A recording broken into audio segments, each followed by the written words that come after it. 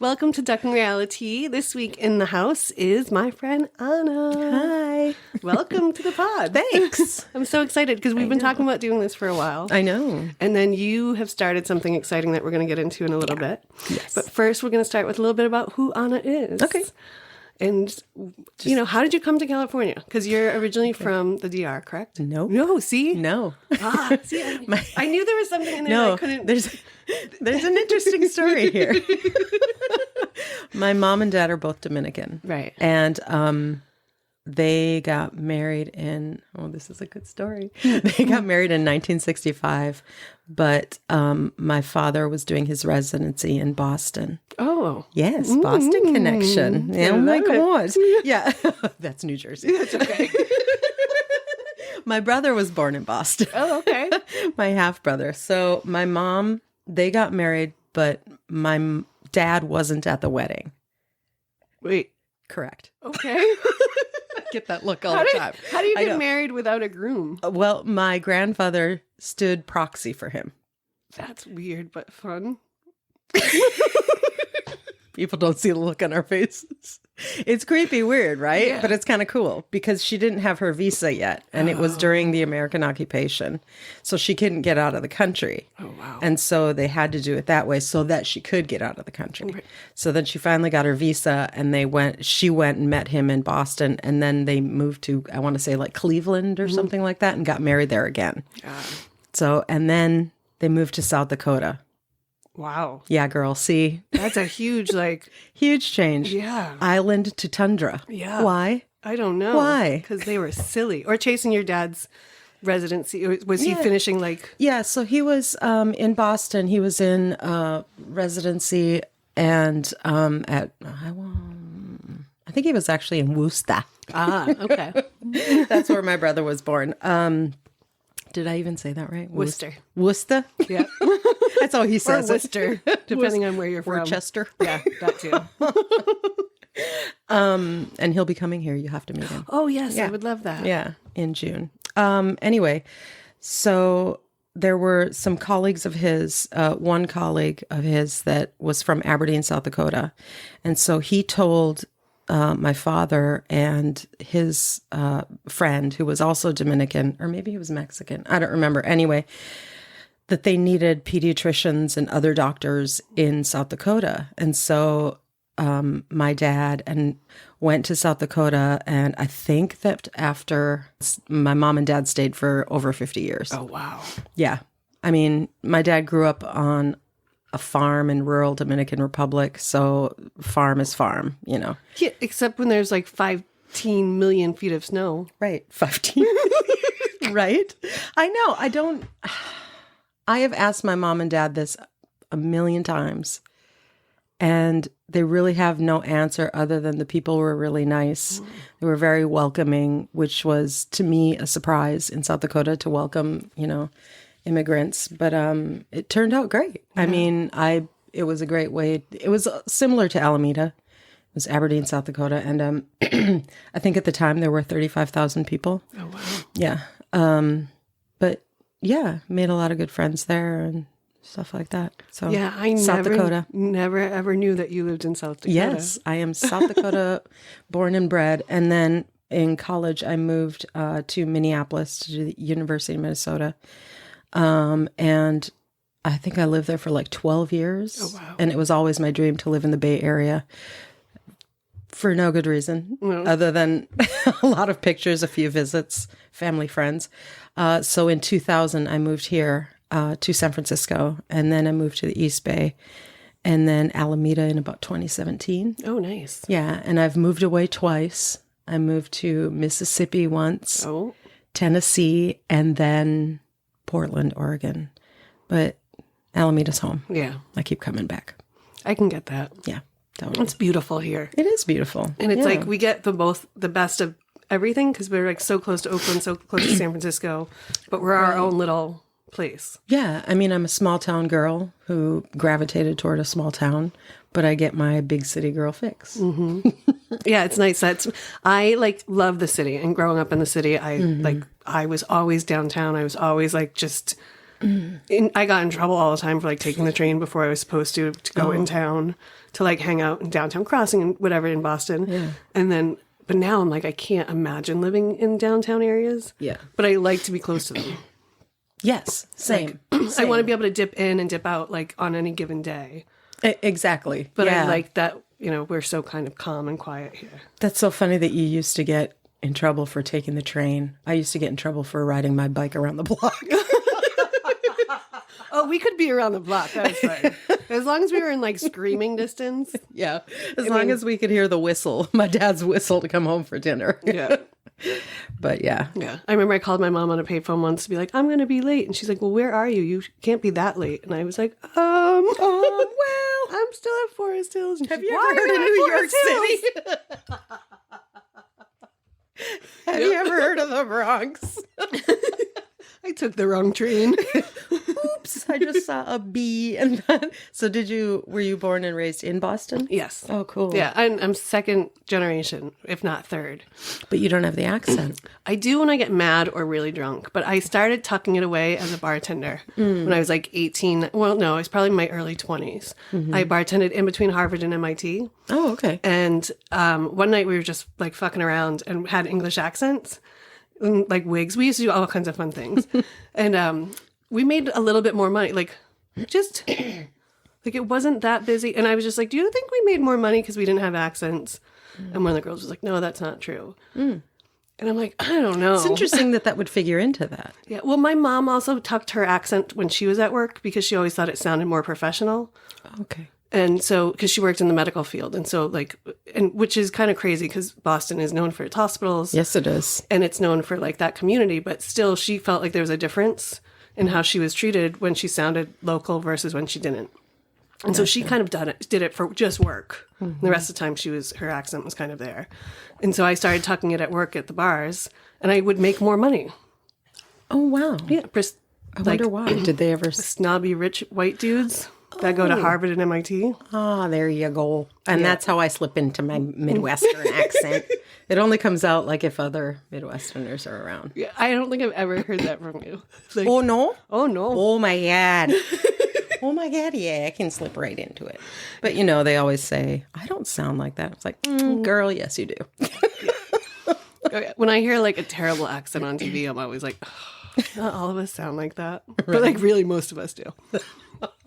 There's also like a different attitude when I slip into it that comes out. That's just like a much harsher, like, it's just a harder kind of aura that comes into my body. Oh, that's cool. Yeah, That's it's like I interesting get a to little think bit more about. feisty and like I will fight you in a minute. Love it. Like, yeah. And it just, like, I heard, who was it? It was actually, I was listening to Joe Rogan's podcast and he was talking to someone and they were saying to him, how come you don't have an accent if you grew up in Boston?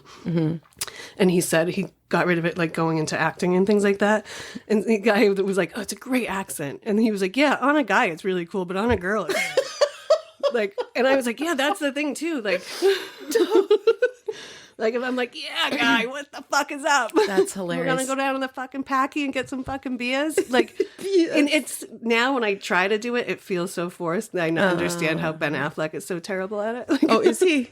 yeah, in Good Will Hunting, we all used to make fun of how bad really? his accent was. What about Matt Damon? His was pretty on point because he wasn't. It didn't feel forced with him, where Ben's sounded more forced. Isn't that weird? Yeah. And when when it slips out of my mouth, I'll be like, oh, yeah. Boo, And boo. every time it does, someone's like, oh, look at, yeah, listen, say it again. And it just is like, can you just let it go? My niece can slip in and out of it too. She slips in and out of it and it's like, oh, do it again, do it again. Yeah. It's funny because my brother lives in Boston still. He's a Boston fireman. And he's got two kids that, are growing up and they're 13. And my niece 12 and 14. She just turned 14 last week. And they don't have accents. Oh. And sometimes when my brother says something that's really harsh, they'll point it right out and make fun of him. And they make fun of him, and it's like one of my funnest things. That's so great. Park the car and have a yard or somewhere like that. Yeah. I don't know. I just like the R's. Yeah. Or the absence of. Yeah, yeah. Yeah. All right, so you moved to the Bay, or you moved to East Bay in 2017. What did you go to college for? No, I moved to East Bay in 2000, sorry. Right. Yeah, to the Bay Area in 2000. Yeah.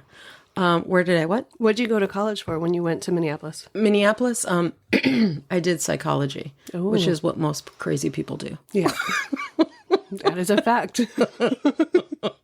Flip the page. Oh, narcissistic. Oh, Yeah, I think it's just because we're trying to figure out ourselves and the crazy people around us. yeah. I mean, for a little while, I really wanted to go to med school, and so I thought maybe that path. But I knew that if I did go to med school or nursing, it wasn't going to be psychology after a while. So, Yeah. yeah. And then I did a graduate program at San Francisco State University for creative writing. That's amazing. And you've been writing kind of on and off, or have you been writing the whole time?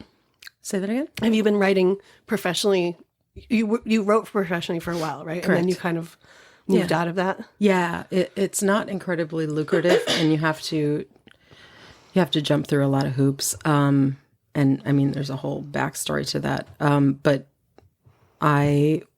when I was in grad school, I had a internship at a publishing agency at a travel publishing. And so they found out that my family's from the Dominican Republic. And so they asked me to submit a proposal for Moon Handbooks, Dominican Republic. And I ended up doing two editions of that. Oh, wow. I think it started in like 2005. I mean, they're long out of print, but it was an exciting time. I mean, it sounds a lot more romantic than it is to be a travel writer. Mm-hmm. You travel really only for 3 months. And then the rest of the year, you are stuck in a room chained to your computer. I know. I've been writing. Researching and writing. Yeah, I've been writing more and more, and I love it because I love I have developed like enjoying being alone so much now. Oh, God, yeah. That, but it is like, it seems like such a fun romantic idea to be a writer.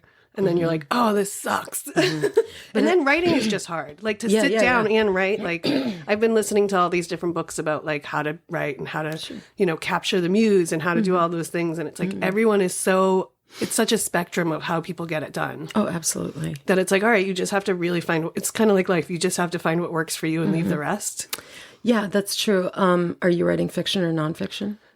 Mostly non right now, but I dip into like some fiction stuff sometimes just to get things out of me. Oh, that's awesome. Yeah, you have to stretch your legs into places where you are uncomfortable because that's where the art comes in. If you're uncomfortable, and I started out as a short story writer, and it's still my preferred medium, short story or flash fiction.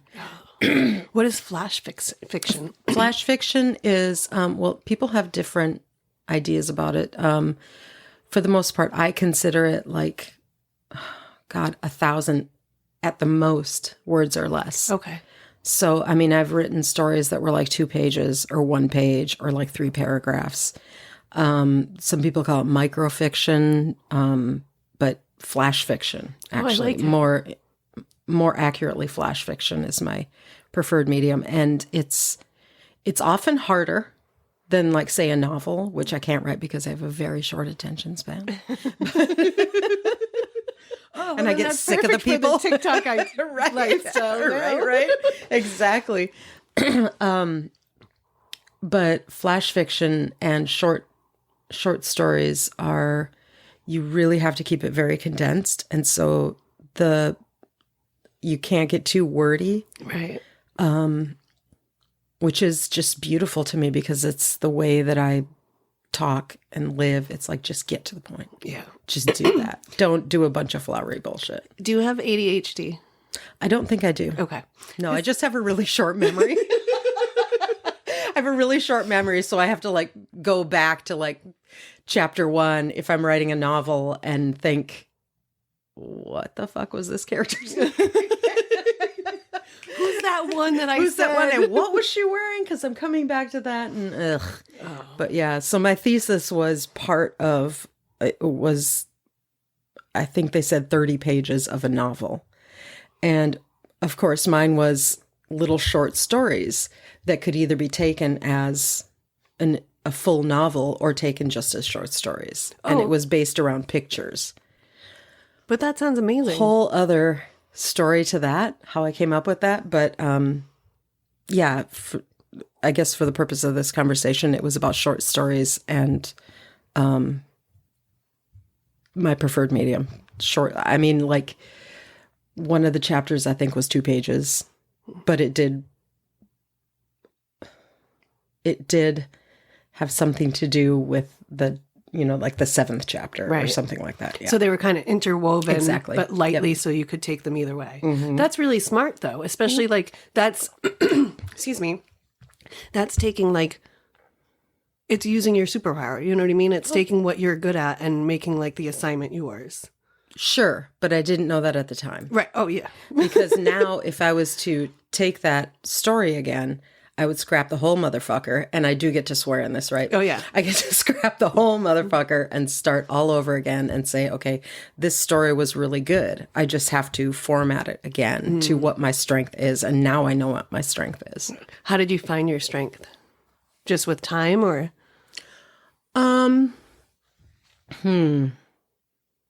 Well, time, I guess, and a lot of self-reflection. Mm-hmm.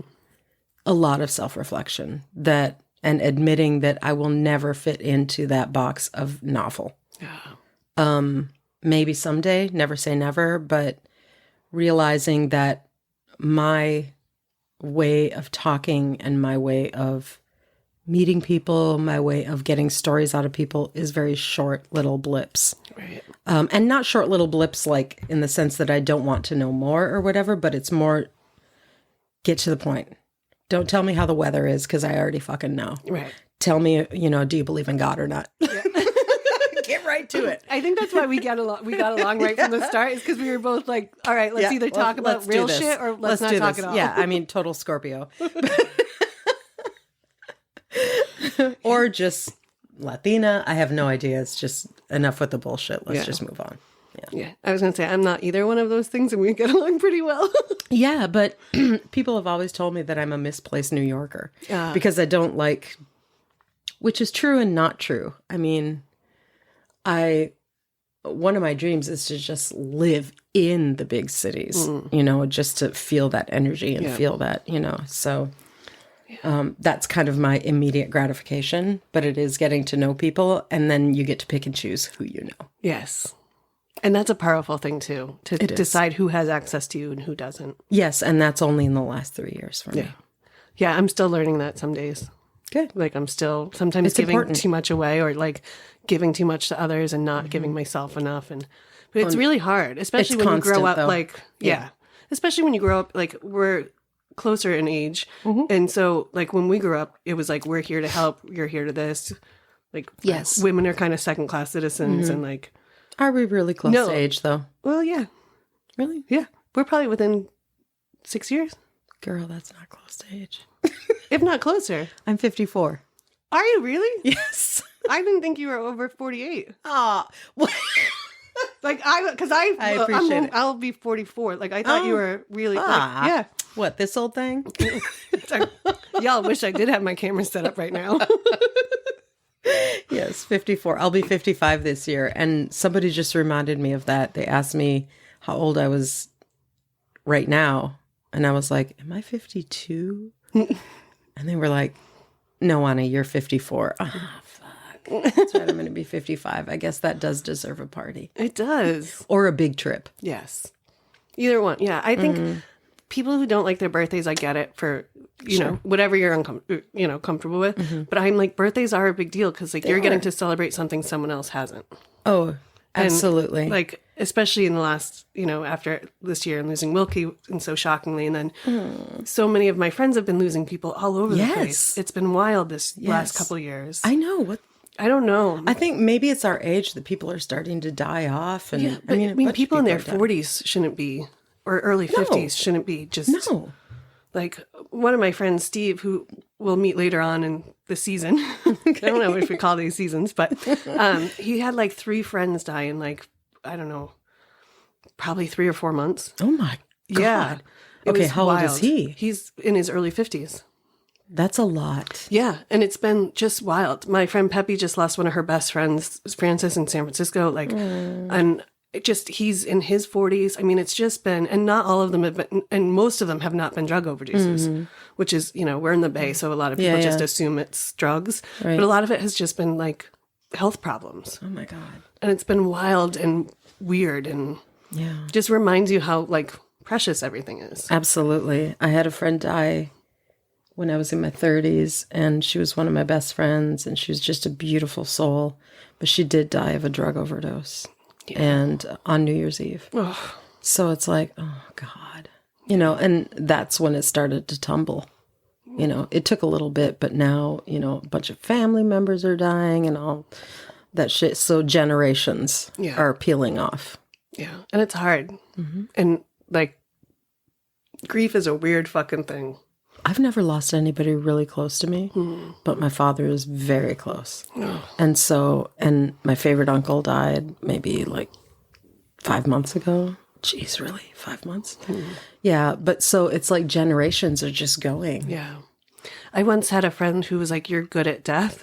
And I was like, I don't know how to take that, but What does that mean? Because I'm like, it's not that I'm good at it. I've just been through it. I have a huge family. So like people, like my grandfather died when I was 9. One of my favorite aunts died when I was 12. And like she had breast cancer. And so we basically watched her die. And so it was like beautiful and emotional and changed me forever. Yeah. And like, so when other people started to die, like, it's just like, okay, this is what you do. Like, it's almost like I go into like a checklist. Yeah. Like, let me make sure this is good. We have food. We have this. We have that. Like, so it's just like a mode. And then my dad had 3 siblings and 6 months die. Oh, God. Yeah. And so, I mean, he's got plenty more left over. There's like 9 still left. Catholic? Yeah. Lapsed, but yeah. Right. We were too poor to be Catholic, like, or they were. Because they passed the basket around? Well, not even that. Like, they were just working all week. And so getting up on a Sunday morning to go to church was like not the, Yeah. When I was like little before, like, probably after my first communion was when we really dipped off going to church. I mean, I went to church all the time because I was in Catholic school. Yeah, me too. But I was like, I think I was like, I don't know, in 5th or 6th grade the first time I went to the priest and was like, all right, I got questions. Right?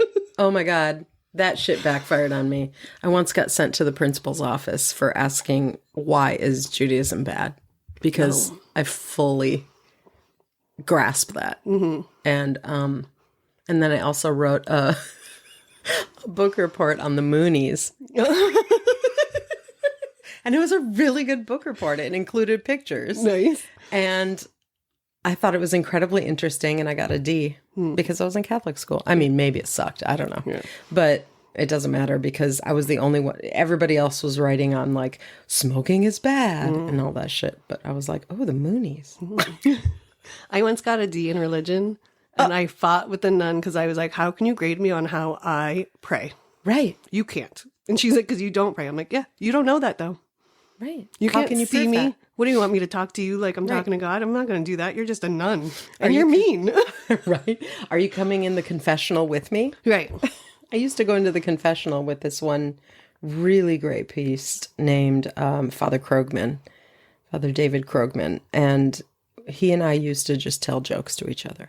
And then at the end of it, he would be like, did you do anything bad? I was like, oh, I was mean to my sister and I swore a little bit too much. Yeah. Okay. Yeah. 3 Hail Marys. Yeah. Bye. Yeah. I had a great priest. Well, I think we were in 7th grade. Like, also I grew up in Boston. So the priest thing is weird. Oh, why? Spotlight. The movie is based on the God. Yeah. Really? So our priests were all good. Well, no, they weren't, but most of them. You never know. We had one priest, Father Nolan, who was, I think it's Nolan. He used to dye his hair jet black, and he always drove a brand new Cadillac, which I never understood because how come you can drive a brand new Cadillac if priests don't have any money? But he was always hammered if he wasn't. He was totally Elvis. Oh, yeah. With a collar. We had Father Ward, who was my priest like in grammar school, and he'd always be out in the parking lot just ripping butts. Really? Yep. That's awesome. You know, you look back and it's like, you were the shit, man. Yeah. We had one that was super hot. I think his name was Father Fox, no less. Or maybe we just called him that. I don't remember. But I always thought of him as Father What a Waste. Oh, yeah. He was beautiful. I went on in between 8th grade and freshman year in high school, I went on like a CYO trip, the Catholic Youth Organization. Oh. I only went because they were going to Paris. And they were going to go to the Louvre and museums. And I was like, I am in. So I had a whole conversation with this great priest, Father McGinty, who was like running it all. McGinty, that's so appropriate. Yeah. He was amazing. I used to call him Scruffy. Why? I don't even remember. Have a scruffy beard. He had gray hair. I don't ever remember having a beard. Scrappy? No, he was like a thin, nice. He was just a nice. I cannot remember. I'll have to ask my friend Lolly. She'll remember. She's like a steel trap memory. Awesome. I will call her sometimes and be like, "Hey, so did we do this or something?" And she'll be like, "Just run me down." Like, there's always one in your friendships. There's always one who has, and I've seen a lot of memes about it lately. There's always one who has a crazy memory, and there's always one who has like the memory of a goldfish. Yeah, and that's me. I was gonna say that's us. That's us. That's us. But we went, and I was like, "So, do I really have to go to church every day?" And he was like, "Yes." I'm like, "Okay, but 2 of these churches are right next door to museums. So how about as we go in, I'll just dip out to the bathroom." Go to the museum next door until it's over. What did he say? He was like, "No, I cannot. Like, I'm not going to let you run around the streets of Paris by yourself." Boo. But I did sneak away once or twice. That's why you're into the job of travel. Yeah, I love it. That's awesome. Yeah. Yeah, talking to a travel writer. Yes. I know. I'm sorry. My first big trip is in May, where I'm taking 20 people to Vienna, Budapest, and Munich to visit bathhouses. I just saw an article about the top 10 best sleeper cars on trains. Ooh.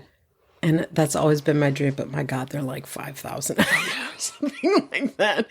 I like skimmed through the article. It's like, I don't even want to see the price because it'll upset me.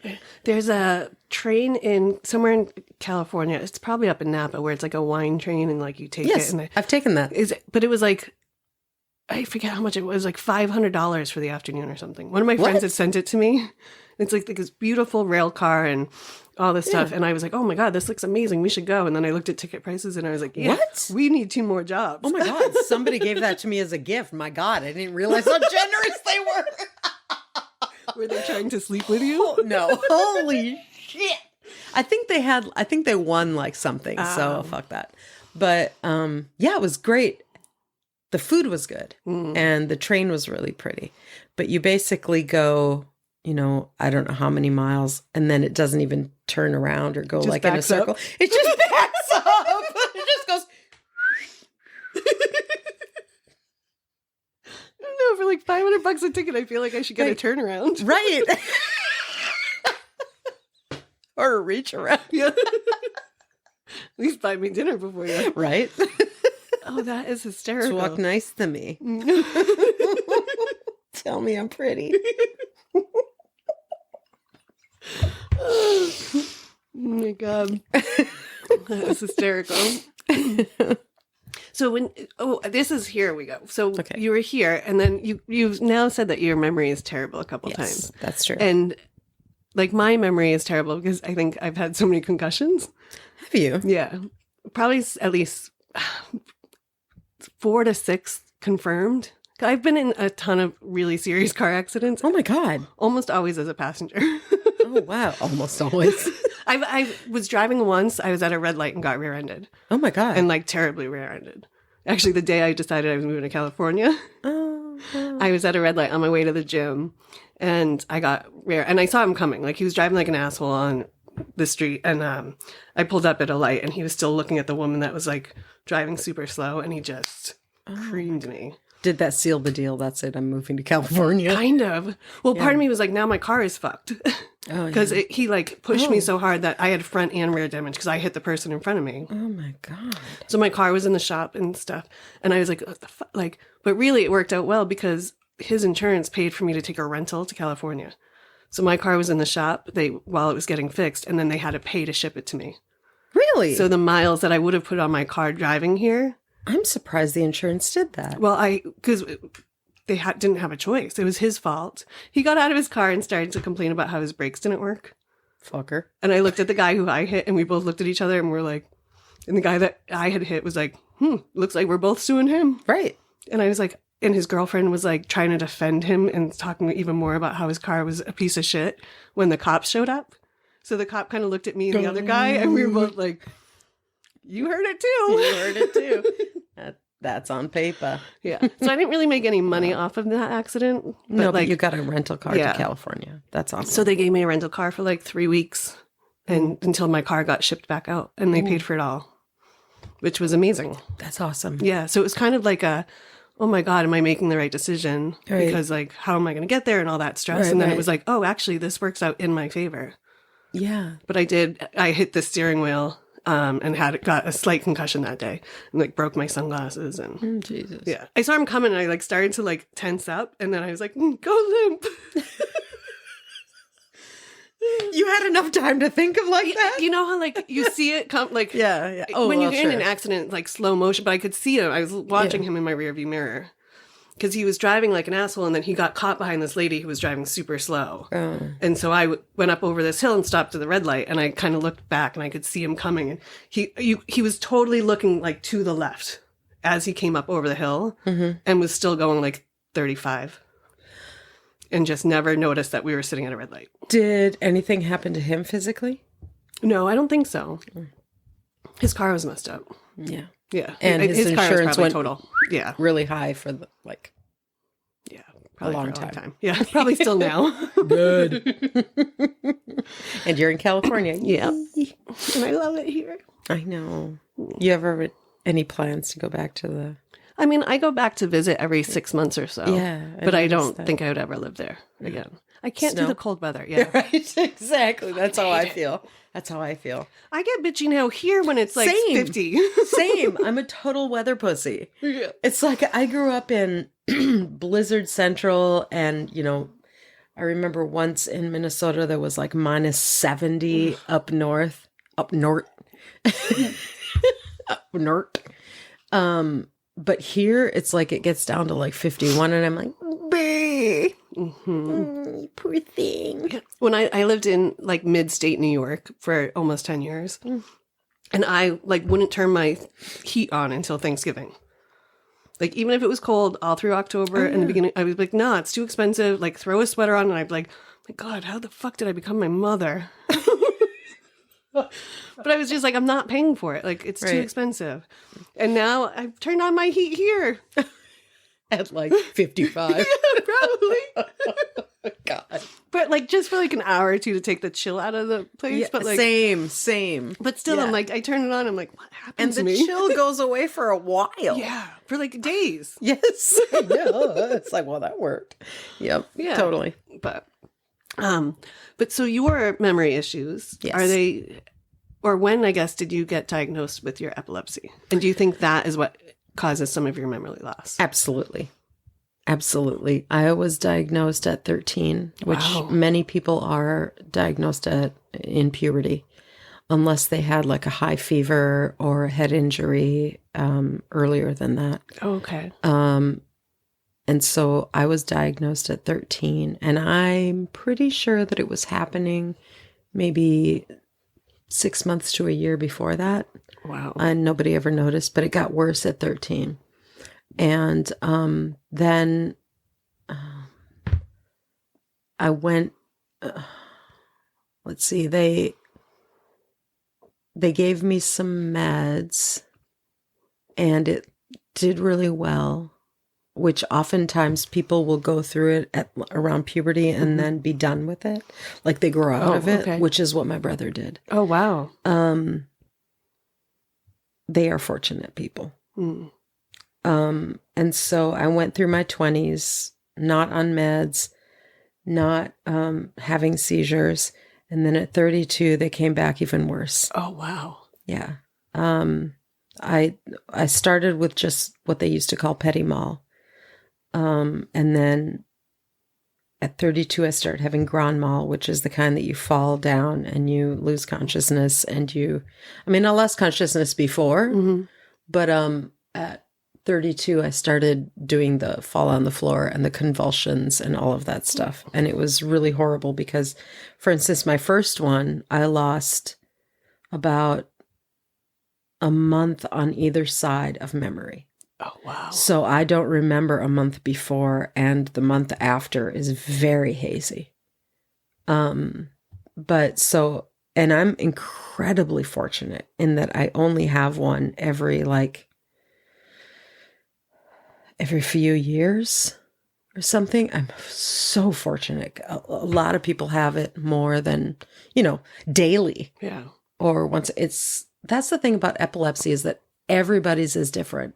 So there's no way to give like a stock answer. Right. There's no way to give like I've done so much reading on it, and there's no way to give a general explanation. It's also interesting and frustrating as hell. I can imagine. Because I can't pinpoint. They did say mine was genetic, but as opposed to, head injury or a fever or something like that. But yeah, really frustrating to not know. And because even if it's genetic, it's still so different than like your brother's. He grew out of it. Correct. So there's no comparison. There's no roadmap to deal with it. No, there's no roadmap. That's a really good way to explain it. There's no roadmap. And I don't understand why mine came back at 32 or 30 or 32. I don't remember. But, and it seems to have gotten worse in the last 5 years. Huh. Like, the last one I had was, probably in, Jesus, I don't even know, what is the year? 2024? Yes. Probably 2022 or something like that. I don't know.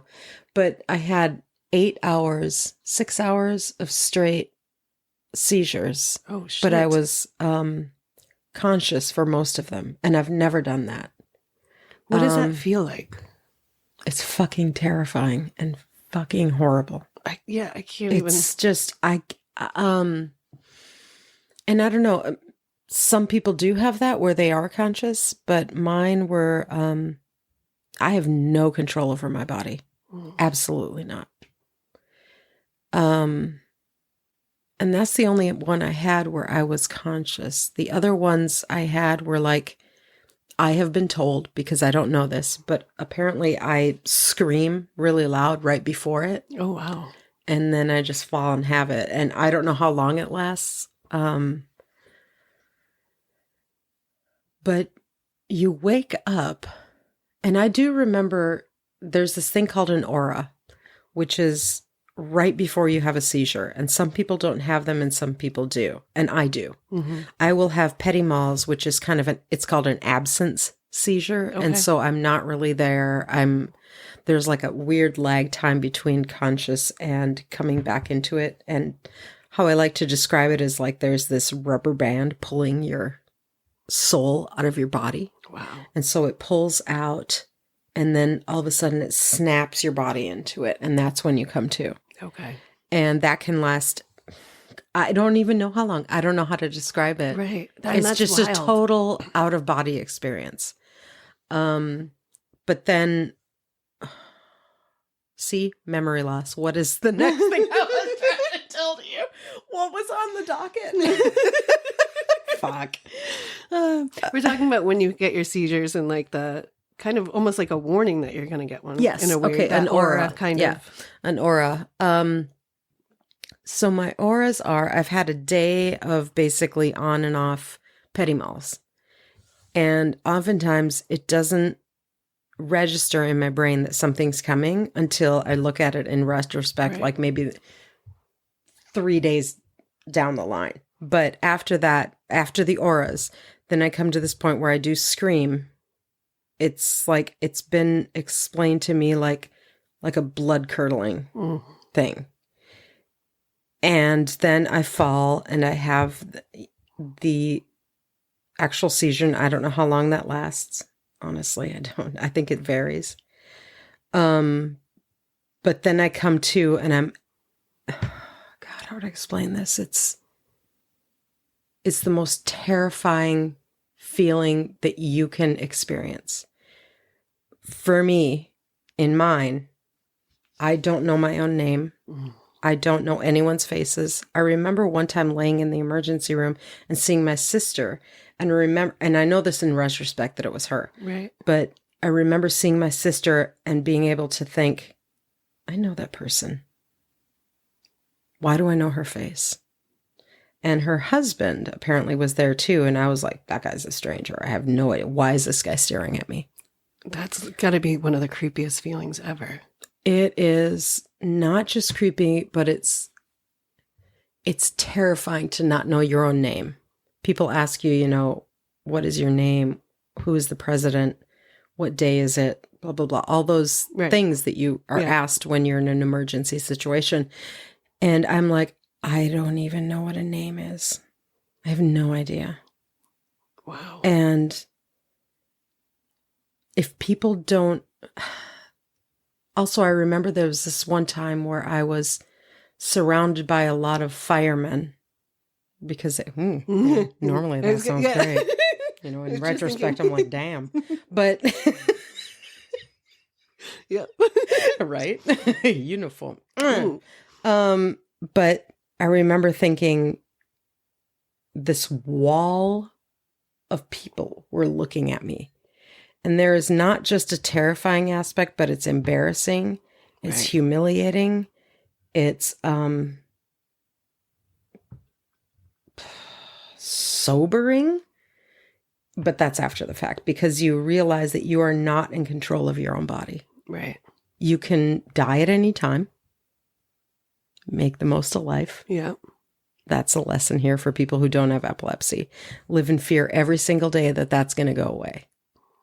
I'm not allowed to take a bath alone. Well, you're not supposed to. I mean, I'm not, in theory, I'm not supposed to take a bath alone, be in the hot tub alone, I am fortunate, again, like I said, that I can drive. I mean, because my seizures are so far apart that I'm able to have a license, although it's been taken away twice. Oh, wow. Anytime that you take an epileptic to the emergency room, they're going to take their driver's license away. And the only reason that you should take an epileptic to the emergency room is if you fear they have hit their head or they hurt themselves in some way, or it's lasted longer than, I don't remember the amount of time. Yeah, 5 minutes? We can fact check it. Yeah, we'll put in fact the check notes, that or shit. someone will listen and comment something. Someone will listen. But yeah, it's only if it's lasted longer than the prescribed amount of time or you fear they'd hit their head. Yeah. Otherwise, you don't need to take them because your liberty they're going to be taken away. Right. And once you lose your driver's license, if you have been driving, I mean, it's independence that is taken away from you. Right. And that is humiliating. That is frustrating. It creates a great deal of anger. It's like, I can live my life. I am epileptic and I don't let it define me. Yet at the same time, I usually call it my fucked up friend because that bitch comes to visit me every once in a while and she just won't fucking go away. She just ruins the day. She just, sometimes bitch. A week. Do you have this isn't probably the right way to describe it, but is it almost like a hangover effect afterwards? Yes, like where you just feel like shit and just can't. Yes.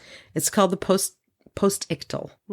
And that is right after the seizure. I'm not sure how long that phase lasts, but for days, God, a week, a month, for me personally, I will suffer amnesia, short-term memory loss, not being able, because we tend to chew basically our tongues off. Right. And so your tongue is swollen and you can't eat regular food. So it has to be all soft and a certain temperature and all that stuff. Basically and then also it's kind of like a stomach thing. Some people experience nausea. I don't experience nausea, but I experience and it also, this is probably the most important piece is that you feel like you've been hit by a truck. Mm-hmm. You're just laying there, and to have somebody touch your skin is fucking painful. Wow. Yeah. I wouldn't have thought that part. Oh, yeah. Oh, yeah. Because in a seizure, your muscles all tensen up to their biggest degree. Right. And it's abnormal, obviously. It's abnormal. And so when you come out of it, you can't move without it hurting. Yeah, I mean, it makes sense. It's just, I don't think I've thought about it that far, you know, like, and kind of when you're not exposed to something, you don't think about it that thoroughly. Of course. Although, so what I was going to say about the epilepsy thing, and I don't know if we've ever talked about this, my college roommate, my freshman year of college, was epileptic. Oh, yeah. And she said to me, like, the first night in our dorm room, oh, I have epilepsy, and it usually happens at night, and if it happens, this is the things you have to do. Yes. And I just looked at her and was petrified, and I don't think I slept for the first month that we lived together. Oh, I bet. Because I was so afraid of it happening. And then she would go out and get hammered. Yes, we're not supposed to do that. And she was on meds, so she took meds on top, and I'd be like so scared that she would like die in our room because she was out hammered, and I was like, and then she kind of made it me. I felt like it was like my job to save her because I was her room. You know what I mean? No, like she was like, "Here's your." It's but not. at 18. No. I get It it. was And scary, a like- lot of people feel that way. Yeah. Um, Luckily, she never had one when I was there. She had one at home or something, but I have them in my sleep too. oh. They're not as severe as those, but they show up on EEGs. Mm-hmm. But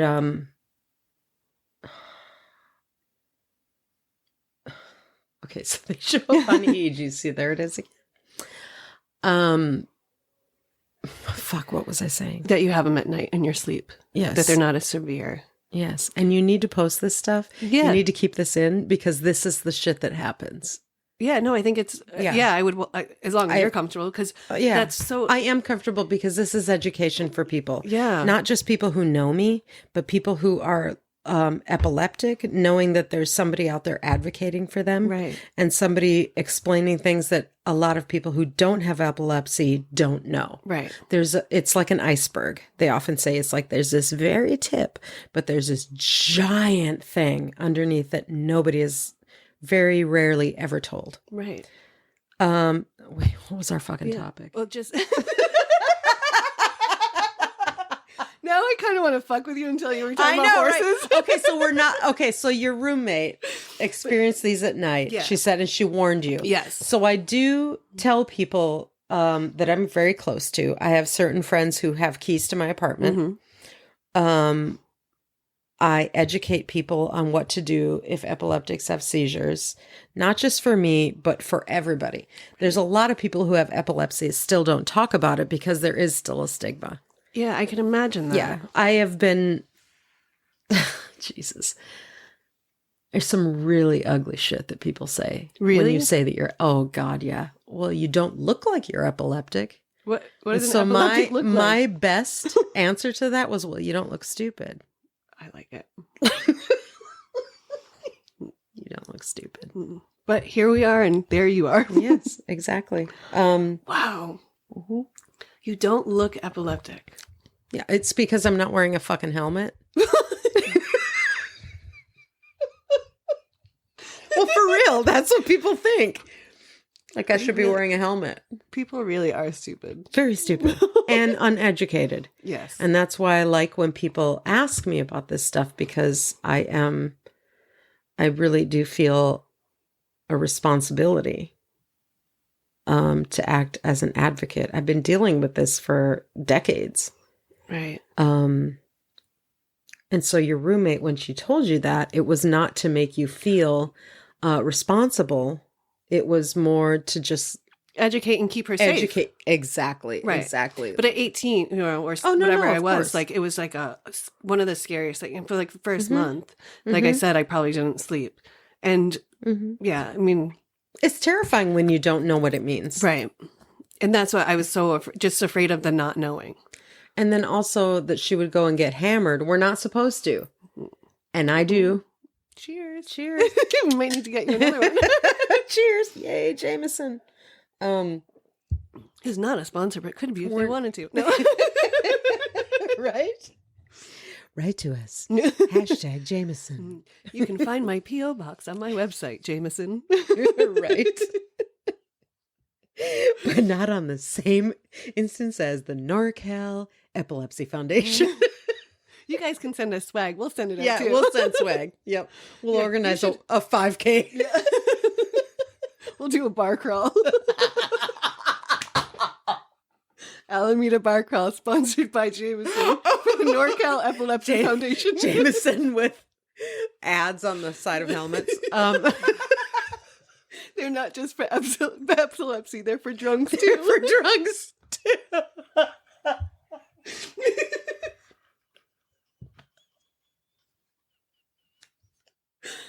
Oh my god! I know quite a few people who could use that. Me too. Oh my god! So yeah, I mean, we're not supposed to get hammered. We're not supposed to do drugs. We're not supposed to. I mean, my triggers are lack of sleep, stress, bad nutrition. Yeah. I was going to ask if there's certain things that trigger it, and like, Yes. is there stuff that you can do for prevention? And I mean, that's kind of the list that you just went through. Yes. Yeah. And I imagine triggers are different for everybody. Oh, and not skipping your meds, which I do quite often, which is terrible. And I drink but the flip side of that is I've had epilepsy for decades. I am not every single day since I was 13. I understand that today could be my last. Right. So I try to live it to the fullest. Therefore, I don't limit my life. Right. Am I going to go deep sea diving? No, we're not supposed to. Am I going to go jump out of an airplane? No. Number one, that's fucked up. No, actually, I would do that before deep sea diving. For sure, for sure. Is it because of the change in pressure? Yes. Okay. Yeah. Change in pressure. I don't know if they know exactly how that affects it, but that is one of the big pieces of advice that I'm not supposed to do. It still amazes me that it's, 2024 and there's so much about like us as humans and the things that we go through that they really have no idea about. I know. Like, I mean, especially women. Neurology. But yeah, neurology, like they're still like just learning so much. Mm-hmm. Chronic pain. Oh yeah. Mm-hmm. Yeah. And that's, I think, how we have bonded. Yeah. There's a lot about neurology that they just don't get. And a lot of people don't understand what you're going through if they can't see it. Yeah. For instance, like we said, if I'm not wearing a helmet, a lot of people have no idea that I'm epileptic until I tell them. Yeah. Yeah, I wouldn't have known. There's no sign or symptom of it. You know what I mean? There's no way. Well, it's like with my chronic pain, when I tell someone like, oh, well, I'm in pain all the time. They'll be like, oh, I got hurt once and blah, blah, blah. I get it. And I'm like, no, you don't, because it ended. Yeah. And like mine doesn't ever end. It doesn't ever go away. Was that from your car accidents? The biggest one is from my neck injury. So I had a stupid fall at work, and I tore things in my right shoulder, almost tore my whole right shoulder. Ooh. So I had surgery on that to fix it after a while. And I kept losing the feeling in my right hand. And my neck was always, like, my neck and shoulder was always in pain. So I kept going and saying, like, I think something else is wrong. I think something else is wrong. And they're like, no, it's your shoulder. It's your shoulder. Like, I think there's something else wrong. And then finally, when I walked into the doctor's office and I kept complaining. So they started sending me to nerves tests and EMGs, which are one of the most painful things you'll ever do, I think. So that's when they stick little needles in you and radio waves and they'll do it to both hands or both arms because they have to compare them. That's got to be really painful for someone with chronic pain. I've never had that done. Yeah. But I can't, Jesus. Because you can't take anything because they need to know how everything's firing. And then my left arm is okay. So like, that's just painful. And my right arm was so painful, but then that was like more because I could feel it, but it was like deep. I don't even know how to explain it. So I'd had multiple ones of those and they realized that the nerves were slowly dying, but they couldn't figure out why. And then I walked into the doctor's office one day because they kept just giving me pain meds and more pain meds. And those don't help. No. I was on fentanyl for 3 years. Jesus. Yeah. Like I was a wreck. I almost never left my house. My partner at the time was working more hours a day just to, I think, avoid being around me. It's hard. Yeah, I know and I don't- someone with chronic pain. Yeah. And it was incredibly difficult in our relationship. It was constant pain. Yep. I could tell when it washed over her because the narcotics would kick in. Yep. You know, and she ended up getting a spinal cord stimulator. Have they ever offered that to They you? did, but then they realized that my vertebrae I had knocked vertebrae out of place when I'd done it in my cervical spine. And so for, I forget, like 5 years or something, they were just rubbing and grinding. And so they severed a few of the nerves through one of the outlets. And so eventually they went in and so I have 6 screws and 2 rods in my cervical spine. Okay. And it's done anterior and posterior. Okay. So all of that. And so there's permanent nerve damage, and I lost partial, like I don't have fine motor skills in my right hand anymore. Okay. Like my writing sucks after like 5 sentences. Have you learned to write with your left hand? I got decent at it, but with so much like computers and stuff, it's been a godsend because I can Do you just drop type. things? Oh, yeah. Yeah. Like when it was really bad, I would be doing something and I don't know, there was no like warning that it would just stop working. So I'd like drop something and be like, what is that? Or I'd hear something and be like, I'm like, oh, that's on the ground now. Yeah. Oh, oh God. Like, so I legit walked into the doctor's office one day when my arm was just totally numb. I couldn't lift it. And I put it on this table and I like dropped it. And I was like, so are you cutting this off or am I? Wow. And he was like, what? And I was like, I'm not doing this. Like, I'm not going to be on drugs for the rest. Like, I was just a shell of myself. And And was just I've seen it. miserable and still in a shit ton of pain all the time. And I mean, at one point I was on 100 milligrams of fentanyl every 3 days. I was on Vicodin still for breakthrough pain. I was on like gabapentin. I was on like, I mean, I was on my blood pressure would get so high that they wouldn't let me leave the doctor's office sometimes. And because it's so close to my neck and the base of my spine, I would have migraines like 3 to 4 days a week. Insult to injury. Yeah. Literally. And migraines so bad, like I couldn't see or I couldn't be in light. Like I would just Any lay, kind of light, I would lay in my dark bedroom with like my covers over my head with absolute silence. How long did that last? It would sometimes, the migraines, I haven't had one that bad in probably 4 years, probably since I moved to California. Good for you. Yeah. I think the weather out here helps. Like I can, sometimes I'll start to get like almost like an aura of them coming on. And so I have like a bunch of things that I do to help try to prevent it. Good for you. That you figured that out. Yeah. But it's also was all trial and error. Absolutely it is. Because they just don't teach you much. No. Like Because they don't know much. Yeah. Before I moved to California, I had an appointment with a pain specialist in Boston, and she was like one of the best, you know. And I waited months to get that appointment. And when I went into her, I was like, we sat down and my mom was with me. And she's like, okay, so tell me about it. So I'm going over like my pain. And she's like, okay, yeah, that's like, yeah, okay, yeah, that's, I've heard this.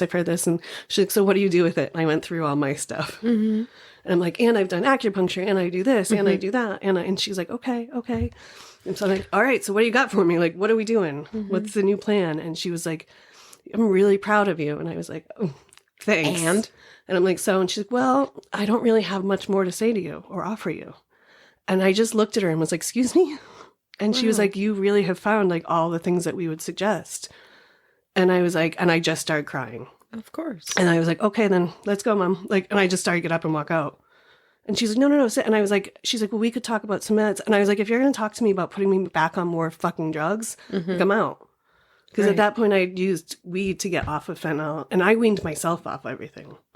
Like they didn't. That's hard with those drugs. Yeah. That's hard work. Yeah. Well, I've done it twice, and in the completely wrong way. Do not follow this at all. Disclaimer. Yeah. My sister-in-law had my niece. And so this was actually 14 years ago now, or just under, because so she had been born, and I think she must have been like 3 or 4. So I said something about like having her, can't wait for my brother and his wife to go away or something. And my sister-in-law was like, but I can't leave her with you. And she didn't say it to be mean. She No, of protecting course. her kid, of course. Right. And I was just like, what do you mean? And she's like, you're not yourself. Like, she's like, half the time I don't even know if you know you're here. And she wasn't wrong, but I was so kind of insulted. And part of me was like, she's calling you an addict. And I was like, I am not an addict. Right. Like, because I grew up with them. I knew that, and I was always taking less meds than prescribed. All the doctors I would go see, I always had them send prescriptions to my primary care so that he could like check for interactions, make sure I wasn't overdoing it, and trying to do everything right not to be an addict. Right.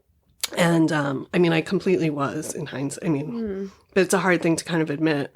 Yeah. But she was like, I can't leave you with her because I can't trust you. Oh, God. Ouch. And so I went home that night and took my fentanyl patch off and that was it. And I went cold turkey. Oh, wow. Which was stupid because I could have died because those DTs you have to titrate. Yeah. You have to titrate on those things. And I was sick as a dog and I did it all by myself because like I said, my partner at the time was working. So he'd be gone most of the day. And so I was just like in my bathtub, in my own everything, like asleep on the bathroom floor because it was easier to just not leave that room. Right. And it was just terrible. I can't. That's amazing that you stuck with it. That's fucking great. Yeah, well, because it's my niece. Like, I'm not going to not be in that girl's life as big of a part as I could be, And and to be kind of feeling like she was telling me I was a drug addict. Yeah. I was just like, I am not. Like, this is not, like, I'm trying to do everything right. This is not my fault. And, well, that's another reason why people don't get it. Yeah. People don't get what you go through when they can't see it. Yeah. And, like, the depression that comes with all of that. Oh, my God. Yeah, like being depressed on top of it. The depression, the anxiety, the panic attacks. It's just ridiculous. Oh, yeah. It's like I became a whole different person. Me too. Well, I don't even know. Yeah. I've been this since 13. So I don't even know what I would be like without epilepsy. Yeah. I have no idea. Yeah. When I first got my period when I was young, I got really bad cramps. And every month, and as I got older, they just got worse. So I had endometriosis. It was like surgically diagnosed at, I think, 11 or 12. Really? Yeah, really young because I had a That's really bad super case. young. And so when did you first get your period? I was like 9 or 10. Wow. Yeah. God, I was the 13. first girl in my grade. Aww. I was the first girl in my grade to get my period, to get my boobs. Like, my boobs came in overnight. Like, I went from like a nothing to a solid B cup. Good for you. Yeah. No, I'm sorry. They used to call me 2x4. Not anymore. You're more like a 3x4 now.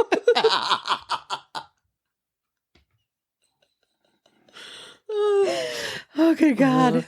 But yeah, they didn't. And like, so I was in pain every month for at least a week. Like, I would miss school. I would God. So they put me on a bunch of drugs. They put me on birth control? Yep. Yeah. Lupron, birth control, chemically induced menopause twice. Oh, yeah. Way so back then I then. went. Yeah. Yeah. So my freshman year in high school, I went through the first round of chemically induced menopause. So I was going through hot flashes with one of my teachers. Really? And I had to have special permission to take my sweater off because I went to Catholic school. Catholic school. Yeah. That's some kind of fucked up shit. Yeah. I had to have a special note that I could take my wool sweater off in class. Thanks, nuns. Silence falls across Wow. Yeah. I never thought about that because of Catholic school. Maybe yeah. Yeah, it was wild.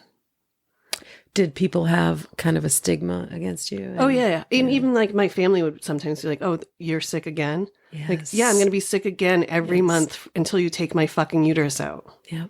And I begged and begged to like, just take it out. It doesn't work. It makes me sick. And one doctor was like, well, if we took it out, you could still maybe have problems. Okay, well, let's try it. Whatevs. And they're like, well, not until you're 26. Did you? No, because by that time I was in my serious relationship and he really wanted to have kids. So I had said, like, I'll leave that option open. Even though I didn't really want kids, I loved him. And it was something that he said was, and then, he was like, no, it's okay. It's not important. And then he hated me for it. Oh, Jesus. After, Ugh. terrible. Like every time we would get more serious, I would say, Like, you know that, like, I don't really want them and I probably can't have them. And if that's what you want, go get it. I'll help you find it. Like, I love you, but I'm not going to, if that's something that you want, that's a non-negotiable. Good for you. I think is, your health. Yeah. But as soon as I left him, it was one of the first things I did. I probably did it within 6 months of leaving him. I had a hysterectomy. Good for you. Yeah. You took charge of your own health. Yeah. I called the doctor and she was like, and I sent her my notes and she was like, okay, let's schedule it. And I was like, thank you. Go. I was in my mid-30s by then. Okay. And I have not had pain since that day. And I was like, who could I have been if I wasn't sick every month? Right. And because doctors kept telling me I would want to have kids. Well, if I wanted kids, I'll go get one. There's plenty of the ones in the fucking world that need it. So many need. Like, why do you have to force me to be a biologically mom? Like, I can go be a mom. No. That's and true. I would say that to the doctors all the time. And they'd be like, you're going to regret it. I'm like, why? How do you know me better than me? Well, that was a while ago. No. But it's still, I think, a law in Massachusetts that you can't get a hysterectomy before 26. Really? I didn't know that. I think it's most of the country has like a 20-something age. Because, why should a woman make a decision about her body? Right. Huh. Why? Yeah. Now it's just getting worse. Yeah, I remember when I was thinking about having kids, and my partner at the time and I were thinking about, having a sperm donor and stuff like that. And then the doctor said to me, you'll have to be off your epilepsy meds. And then if you're nursing, you'll have to be off them. And it just scared the shit out of us. Yeah. And I was just, what if I'm holding this week-old baby and I have a seizure and I drop? Right. I dropped them. Wow. That's fucking crazy, So it wasn't worth it to me. And she wouldn't have carried them? No. Fair enough. Yeah, some women just know it's not No, exactly. And I mean, in a lot of ways, I'm okay with it. Because now I get to travel and take naps. Yeah. But, at the same time, it's like, just kind of that thing. Yeah. Just, the generation. Yeah. There's like a part of me that's always like, what if? And but it's not, then I realize that it's not my what if, it's everybody else's what if that's in my head. Because I've known, like, since I was young. I love that. Yeah. And then I'll catch myself being like, I remember being like 14 and being like, I'm never having kids. I always wanted like one and just one and done. Yeah. But, but when it became, because I always thought that I had outgrown it, after I got into high school and it went away. And then throughout college, I had nothing. Right. So I thought, okay, well, one day I can. And then 32 hit in the big ground malls. And it was like, oh, fuck. And that's going to really shake your whole It did. fucking world. It did. It did. And, I'm 54 now. So it's like, well, clearly that ship has sailed. I don't know. Yes, it has. Yes, it has. I really love travel and I really love taking naps and just going out and seeing music at 9:00 at night or something. Yeah. Well, and now you perform music. When did you get into music? Like, were you always a singer or did you not? No, I don't consider myself a singer now either. I'm pretty sure I've seen you on stage singing very well quite a few times. Well, thank you. But I very much consider myself learning.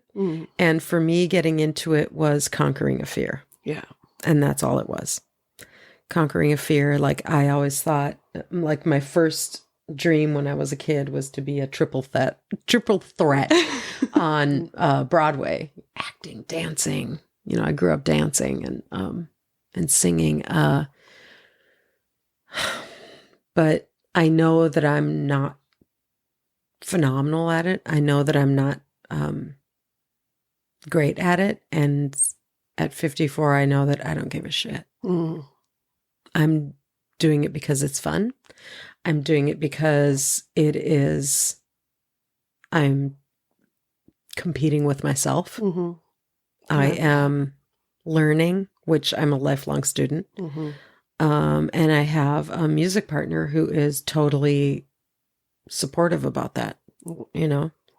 and he's learning as well. And so we're just like, fuck everybody. Yeah. I We're love figuring that. it out. And, but you do have like talent. Like I couldn't go up and sing because I am basically tone deaf. Shut up. Like That's not true. Yeah. Like, yeah, no. But, and I'm petrified of being on stage. I'm petrified just talking in front of more than 10 people. Really? Because you have a podcast. I know it's this, but I've been dragging. But they're my faceless? Feet. Yeah, that is one of the reasons why there's no cameras still set up in this room. But it's also why I've had kind of like false starts to this because I started it so many different times, and then you know, like this year I was on a really good, or last year I guess I was on a really good roll, and I had 22 episodes out or 20 episodes, and then losing Wilkie really just fucked me up. Like there's nothing else I can say about it. And it was really hard just because not a lot of people knew how close we were, how much time we were spending together. That's true. Like we worked together, we, you know, so it was, and I just like to keep my shit private because I like to keep everybody's else's energy out of it until I know what it is. That's actually very smart. Yeah. That's really saving a lot of your shit for you. Yep. And he was okay with it. I mean, he was getting towards like right before he died, he was getting a little more like saying things at work and stuff where I would just look at him and be like, we've talked about this. And I'm a bartender, you know, like having a guy that I work with and am sleeping with sitting at my bar makes things a little awkward for other people. And we're bartenders, so everybody wants to weigh in on stuff. Right. And like talk about it and talk about us and talk about it to people. And it's a weird thing when because you are kind of on stage as a bartender. Well, everybody thinks that your shit is their business. Yes. Because they're giving you tips. Yep. So they think that you are like there at their disposal. Yeah. And they share so much with you that like they think that they know everything about you. Where it's like, dude, we hardly ever talk about me. I was a bartender for 3 months, and that's very much how it was. I listened. Yeah. And I'm a good listener. So it's and I love that. Yeah. But I can imagine. Yeah. So like, you know, I was on a good roll, and then we had so many things that we were going to work on together. That was kind of building my confidence for some of this stuff. And then I just kind of, I don't know, I needed to take that time to grieve and go to therapy and all that. But Absolutely. It's part of what like, and then getting back into it has been like, okay, I need to not do something that he would have been so excited about too. Well, right. Like I almost owe it I was to just going to say him that. to really get into it and How long has it been since he passed away? 8 months. Right? Only? June, 8 July, months? August, September, October, November, December. Oh, almost 10, I guess, right? May 4th is when I found him. He died on May 3rd, which is Star Wars Day. No. May 4th be with you. Yeah. And he was such a fucking Star Wars nerd. Oh, Rizzy. Yeah. The amount of times we went to bed watching Star Wars is like fucking ridiculous. He was such a nerd, and I loved it. Star Wars or Empire Strikes Back? Because that splits a lot of people up. Ooh, Star Wars. Really? Okay. Yeah. Like the old one. Like the... what is that? The fourth episode. The fourth. I don't know. Because 1, 2, 3 is that bullshit. Oh, yeah. Not the new stuff. The old stuff. Yeah, 4, 5, 6. Like Yoda. Like and Gen X. Yeah. Yeah. Yeah, that was super tragic. Yeah, it was I'm super sorry. tragic. Thank you. It's yeah. And then it was hard just because I didn't know what to do with it. I still don't really know what to do with it. Like, because it's hard to... So many people will come talk to me about how much they miss him and how... Like, and I want to hear it, but it also doesn't feel right for me to be like... I mean, I often say like, yeah, I miss him too, but I don't know. It's just... But it wasn't out there with you too, so you can't really show the extent of the effect that their words have on you. Yeah. And I also like want to be there for other people. Sure. But it was like, I have so many people that were really like, or that had been close to him like years before and, you know, have known him much longer than I did. Were like, never even asked me how I was doing. And never like kind of even acknowledged some of the things. Like I didn't meet most of his like family until I was telling them what happened.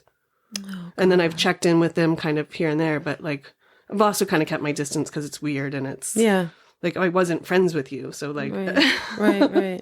but that's also Gosh, like a that's weird, a very strange spot to be in. yeah, especially this is a really small island and really small is. place. It is. What was he born and raised here? Mm-hmm. Oh, yeah. So he's got a lot of history here, a lot of connection. Yeah. And he was a bartender forever and a doorman and where? Lucky Lucky 13? Heart and 13? Dagger. Yeah, Lucky 13. That's why his picture was up. Yes. I mean, and his And I've picture seen is the all candles. over. Yep. Yes. And his picture is all over that place. Oh, really? Yeah. I've only noticed the candle. And no, that's not true. I noticed the picture, and I know there's a candle at Wally's. Yeah. Oh, is there good? I haven't been into Wally's. Yeah. We have a candle at Benton. There's one at Heart and Dagger. I'm pretty sure. I might be thinking of Benton. I'm pretty sure there's one at 13. But when he died, Tim Queen and someone else made stickers of him and they gave them out.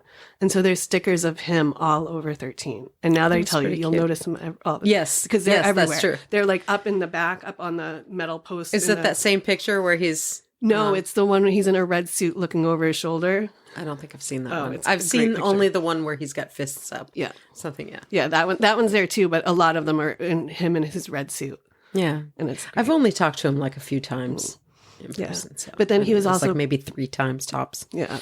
But he was part of Hood Slam in Oakland because he was a semi-pro wrestler. Oh, really? Yeah, and then he got hurt. Yeah. Oh, so he's like big into like the whole, like he was known just Alameda especially, but Oakland too. Wow. Yeah. And he was a streamer, so he was a Twitch guy, and he played on. What? Yeah. What does that mean? Girl, I'm older than you. What?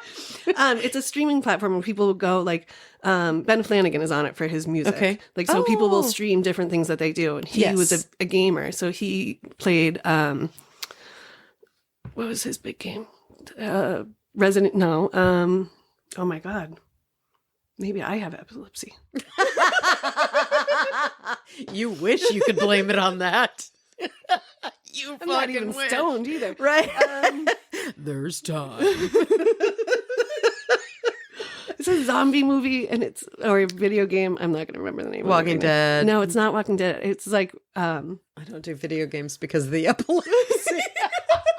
Too many bring it around lights. to that. Yes, actually. Yes. Oh yeah, can you not go to like haunted houses and things like that? Like does strobe lights do affect me, but not as much as other epileptics. Okay. I tend to be very careful with it. Right. I don't like video games, and so it's not a problem for me. Yeah. But like at concerts and stuff where they're doing, crazy light shows, crazy lights, I pretty much hide my eyes. Wow. Yeah. Because it's uncomfortable in an emotional way.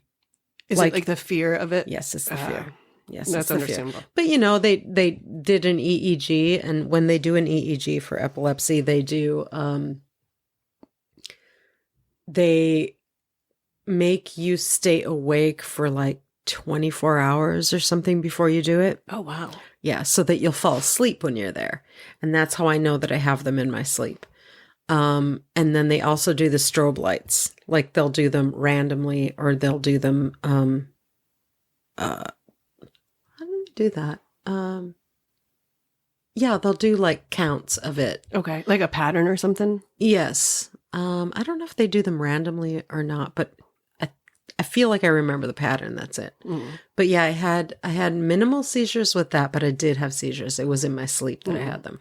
And oftentimes I can notice when I've had one in my sleep because I feel like I've bitten my tongue. I was just going to ask if you know you have them. Like in the morning, like you wake up and if it wasn't for your tongue, do you think you would notice them? No. No. No. That's got to be fucking scary too. It is scary. And people don't know that so much, or oftentimes they don't believe it. Right. I have crazy dream life, which sometimes I think that that's related. There's a lot like spiritually that I believe in with epileptics, and but that's my view. All right. Not a lot of people, but I have a very active I can predict future.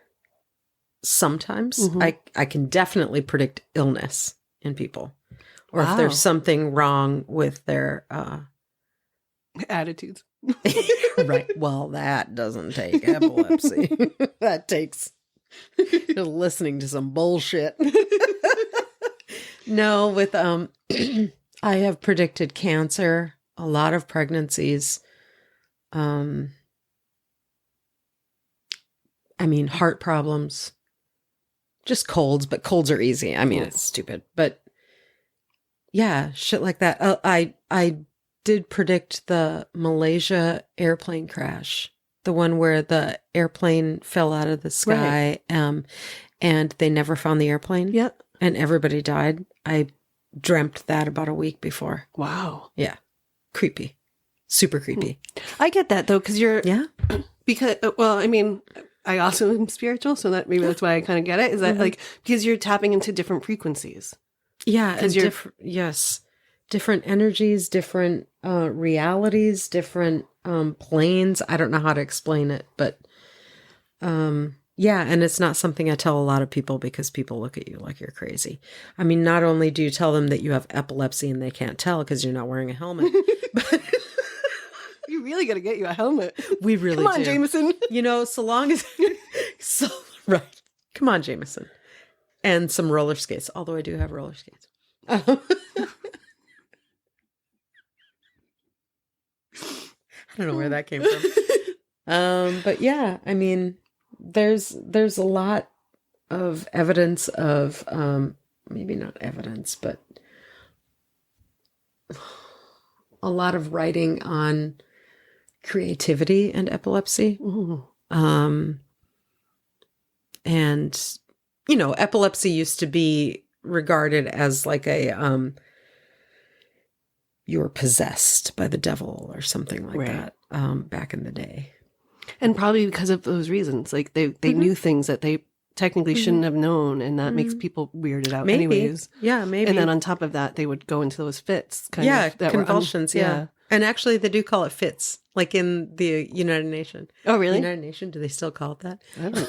Yeah, the UN. Well, the UN. We shorten everything. Europe. Let's just say Europe. They call it on the island. Yeah, they call it fits. Which is kind of a bad connotation here, which is interesting. Oh, yeah. Because here it has kind of a seizure. Yeah. But here, when you say someone's in a fit, it doesn't. It's derogatory. Yeah. Yeah. Which is stupid. I don't know where that, I mean, is there like a time zone where that Yeah, once you cross the international date line. Atlantic, is there some kind of weird look? Okay, you no longer say fits. Yeah. They're like, hand out a little thing on the plane. Your new language for this. Can I get you another drink? Yes, please. And I need to pee and get a cigarette. All right. Let's pause this. Pause it. After our drink and smoke break. Should play with some ideas. Yes. Record them. Oh, yeah, absolutely. Super fun. We have to, as soon as I get back, we'll do all of that. Yeah. I'm gone. I come back. End of May, right? I come back. I come back in the middle of May. And then let me make sure my sound is good. Hello. Ooh, that sounds good. Yes, does it? Oh, yes. I come back at the end of, the third week in May. And then I'm taking back from that. Then we're going to go hardcore in our stuff. Yeah. I mean, we can just like hash it out and see what we... Yes, because also by then I will be done with school. Like right now I'm remote like 80% of the time. Nice. Yeah, I'm only going to go in one day a week or when there's a couple things or events for students. And then the rest of the time I'll work here. So that's exciting. Yeah. So it gives me a little more breathing room. I'll get to twice as much work done. I'll be happier. Yeah. Yeah. Good. I just don't connect with the students. No, You were excited about it in the beginning, I remember. I was, and I was super excited about it, and I was really, like, excited to make a difference and to be there, but it, like, hurts my feelings when they don't show up. And I've been working in, like, the regular world so much that, like, when you have expectations of people, most of the time it's work, so, you know, people meet their expectations, or at least, you know, get their deadline done. And here, it's like, they just don't seem like they care. And they all like seem like they're just half-assing it, but they want everyone else to do it for them, and it's nothing's their fault, and all of them are special and everything has to be special for them, and like it's all excuses, and I'm just like, How does it hurt your feelings? I'm interested to know where that. I don't know if came from. no, I guess hurt my feelings is the wrong thing. It makes me sad. Like, because here they are, like they have all this opportunity. They're, a lot of them are here in this country. Like they work so hard to get here, and now they're just like, meh. Oh. And I'm like, what? But like, or they want to do stuff and they come to me and they're so excited, and then I put a bunch of work into it, and then I'm like, hey, so are we meeting? Are we doing this? And then they just don't show up. Oh, how irritating. And I'm like, well, that's a lack of respect. Like, yeah. And I'm like, this is what you wanted to do. Like, I'm excited for you. Right. And I want to help you. But if you don't want to come, like, then I don't give a fuck. Like, but don't waste my time. Yeah. And don't like, I don't know. It's just a weird. How old are they? Like in a their lot 20s? of them are graduate students. So they're older. They're in their mid-20s. Like most of them are over 21. I have a couple young students, but most of them are graduate students. That's weird for graduate students because they have chosen to be there. That's what I mean. They're beyond the whole, my parents' expectations that I go to college and get just a degree. They've already chosen to go further in it. Yeah, that's what I mean. Like, I'm like, aren't you like excited to do this? Like, or not even excited, but like, if you're going to do it, don't you want to do it at least decently? I'm not even saying or like, find the purpose. Yeah. Or like, and if you don't want to do it, that's fine. But don't then think that I should fix it for you because you didn't want to do it, or that you should have special treatment because you're who your mom told you were special. Like, right. So it just makes me sad. And then also like a couple of the boys have been super rude and like telling me that I don't know things, but like I've been event planning for 20 something years, and I had a student telling me like, this isn't how events are put together. And I was like, so tell me, how do you do this? So tell me how you came to be in the generation of mansplaining. Right. Like, and I was just like, and he was getting mad at me, like angry, and like the energy he had was just like terrible. And I was just like, why would I ever want to spend time with students like this?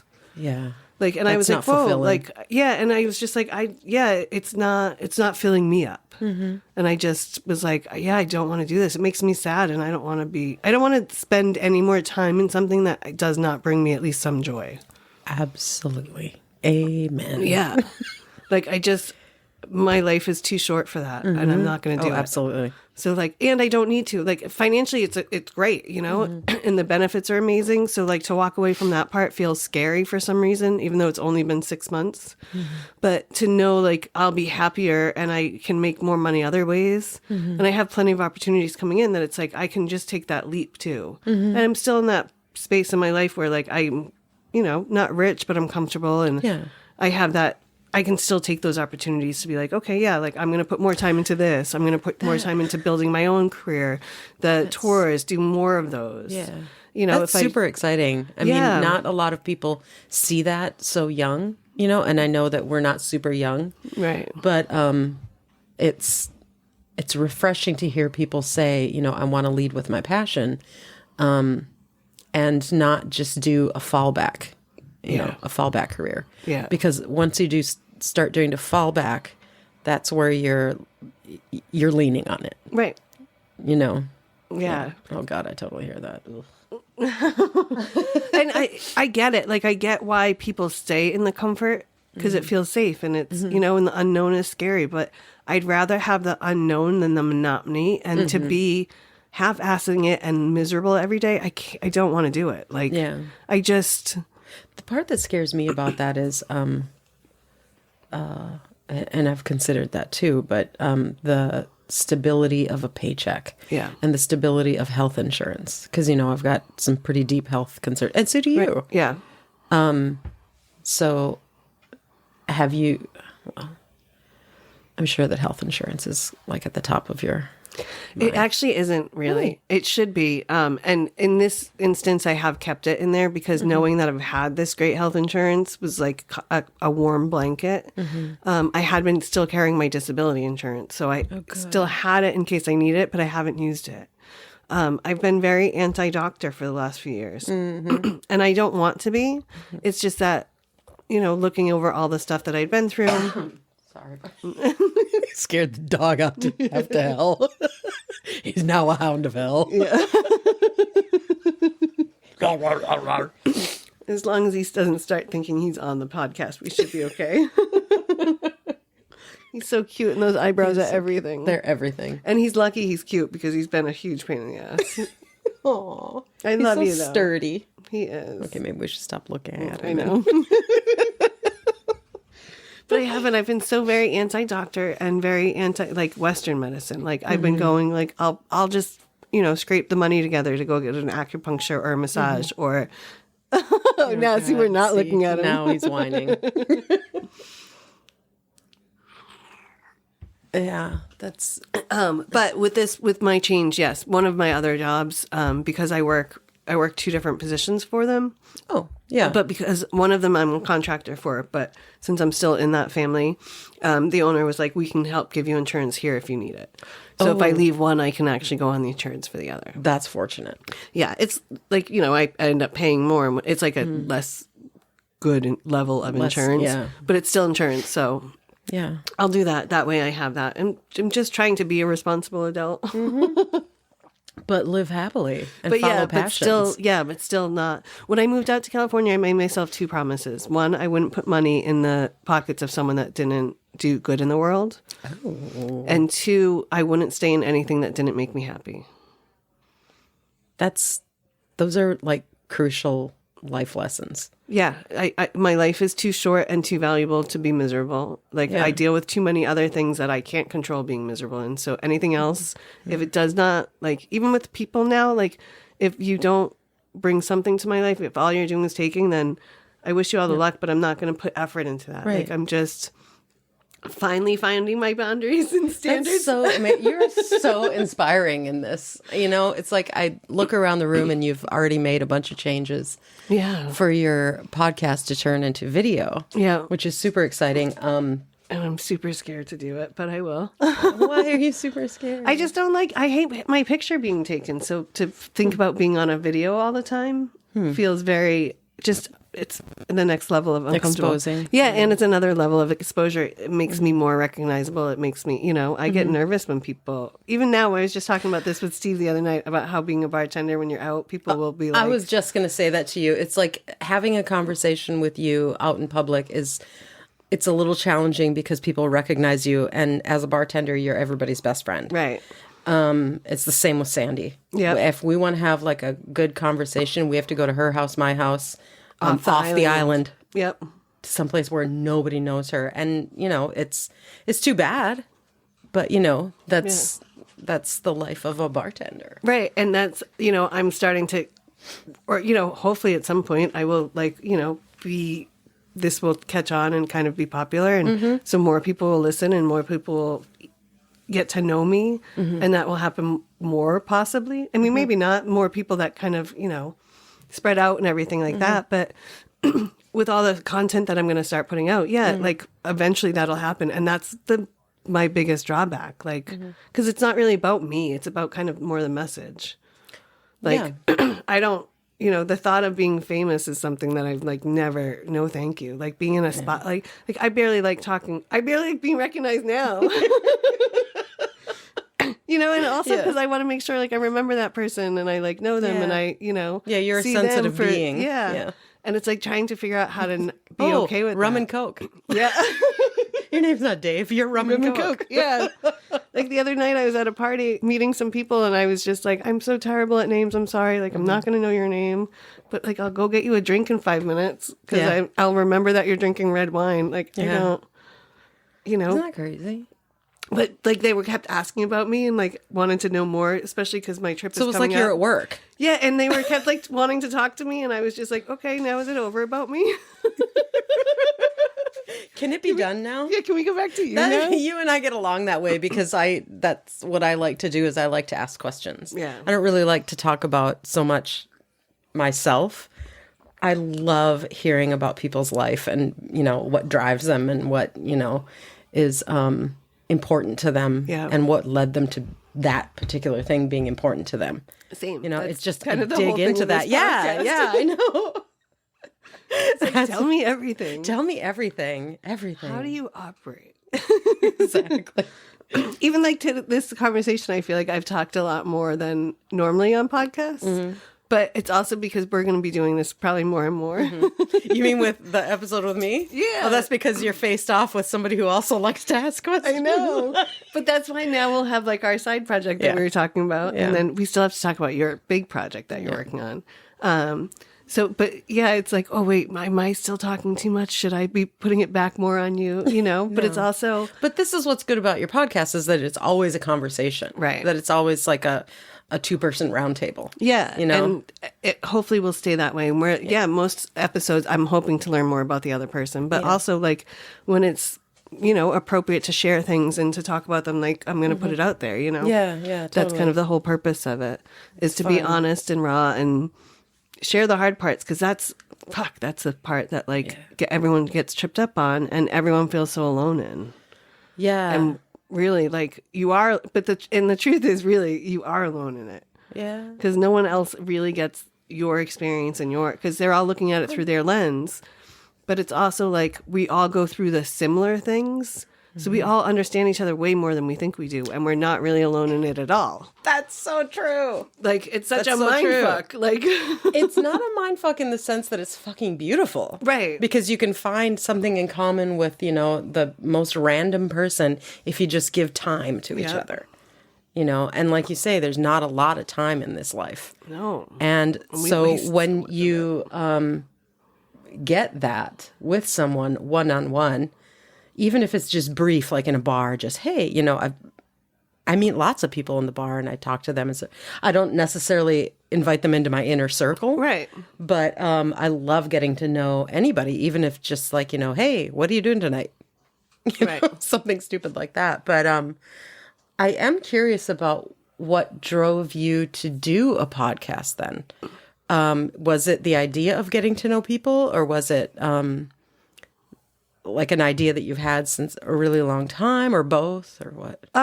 It's come up like a lot over my life. Like, even I remember being like in high school and talking, like being at my parents' house and like listening to one of the first podcasts and being like, oh, I could do this, because I just love talking to people. I come from a place of curiosity. I come from a place of like kind of wonder and fascination with it. Like, I'm never trying to judge someone. I'm always just trying to figure out like what makes them tick. How do you see it? True. Like, like how do you see the world? Or like, where did you learn to look at the world like that? I feel like a lifelong student. Same. And it's not necessarily one topic, because I've studied things from like anatomy and physiology, landscape architecture, all these things. And I've actually gone in directions in those careers, and they're so scattershot. Right. But what it always comes down to is curiosity. Yep. Why does this plant look better in this, corner of, half sun, half shade? Or why did this person donate their body to science and now we're sitting here like looking at their innards? See, and you'll do the research where like I'll find someone to talk to, because and I have been reflecting on this more too, because Matt and I just sat down and chatted and looking at different things and talking to more and more people again, like in this setting, and just the self-reflection.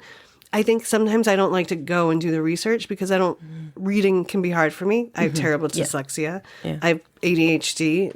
I mean, I'm not diagnosed. Well, I don't remember actually. Like, and I asked my mom the other day, I'm like, so when we found out I was dyslexic, did they say anything else like about, I was in like the third grade, and she was just Can like, you give me a reason for my shit memory? Yeah. And she was like, I don't remember. And I was like, okay. Well, then maybe it's genetic if she doesn't remember. Yeah.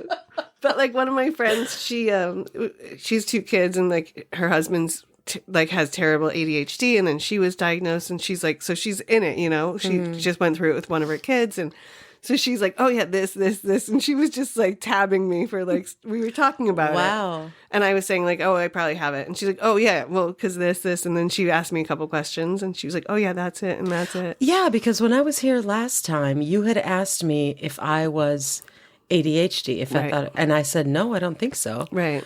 But ever since then, I swear to God, I've been thinking, why did she ask me that?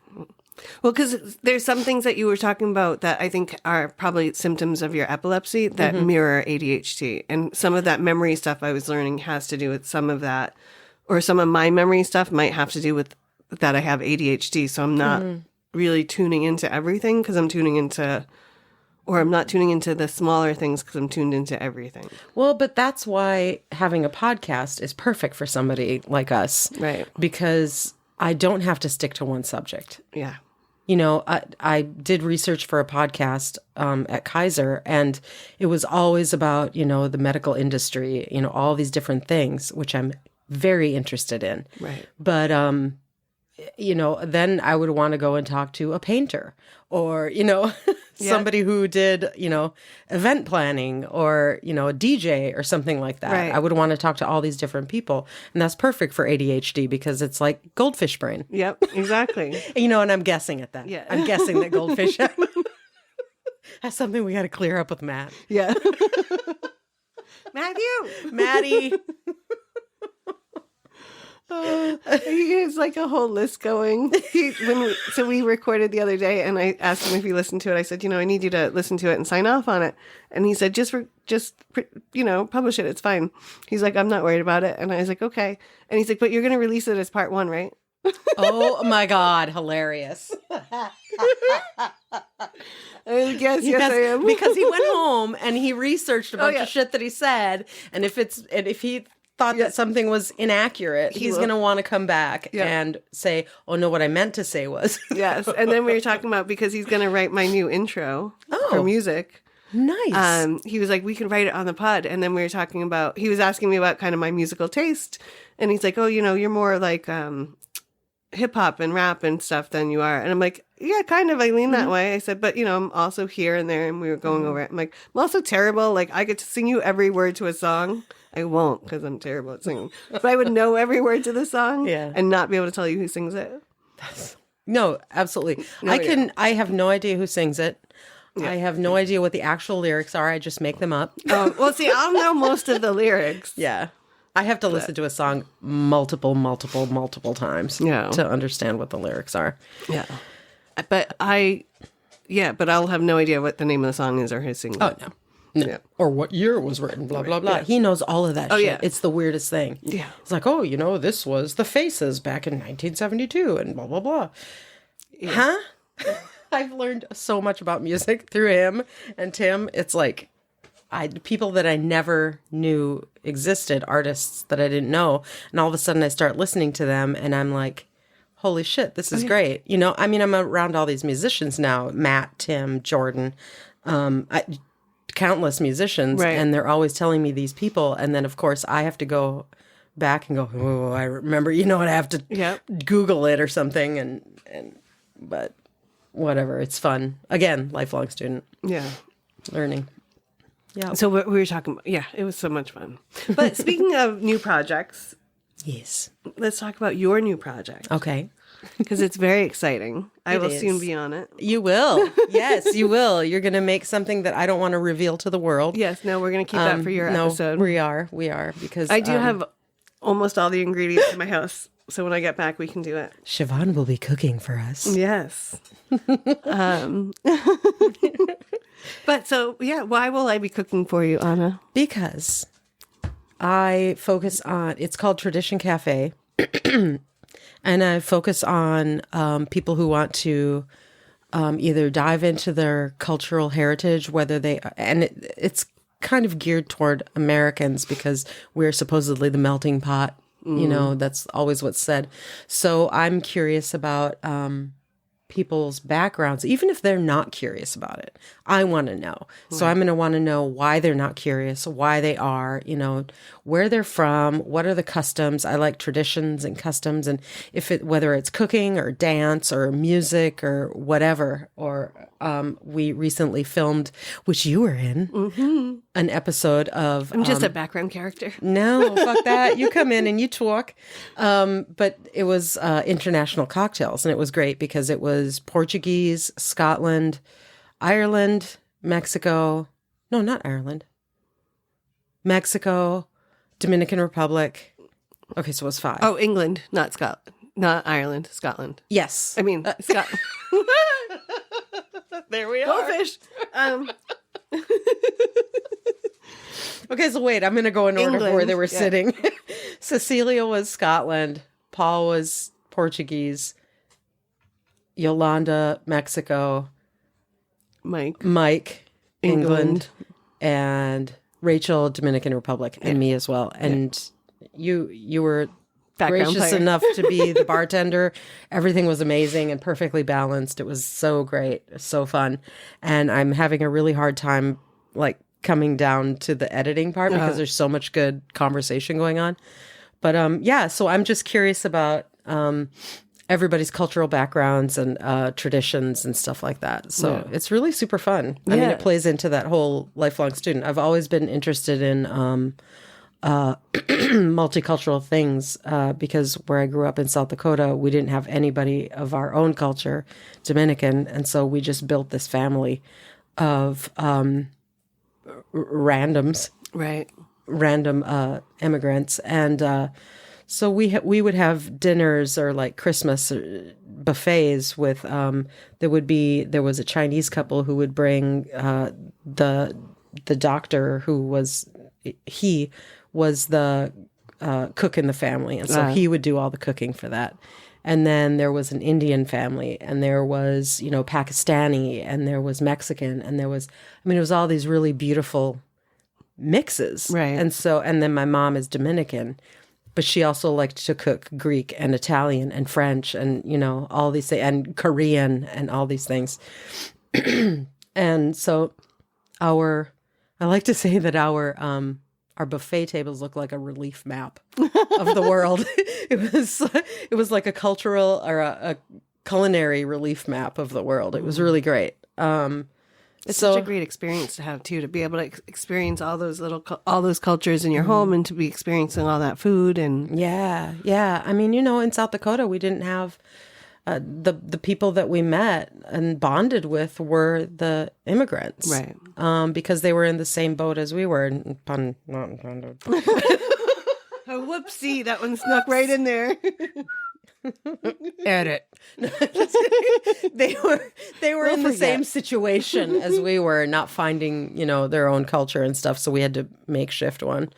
But yeah, so that's just turned into this passion that I didn't even realize was a passion, right? Until I got older, and like we were talking about, you start to like really lean on what your passions are, and kind of fill your life up with these things that are important and more soul fulfilling, right?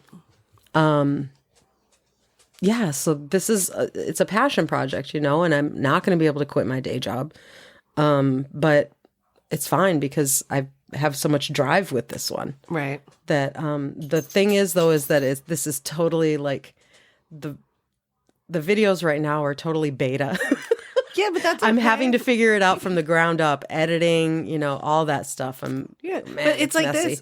The podcast here, like you're so kind of impressed with me doing this. I know. But it's the same thing. Like I'm piecing this together and figuring it out, and like had like we talked about earlier, have had a bunch of false starts, and like the insecurity of it, and the I'm not really sure what I'm doing, and the I've had I had 8 episodes already recorded, and I erased them all. Oh.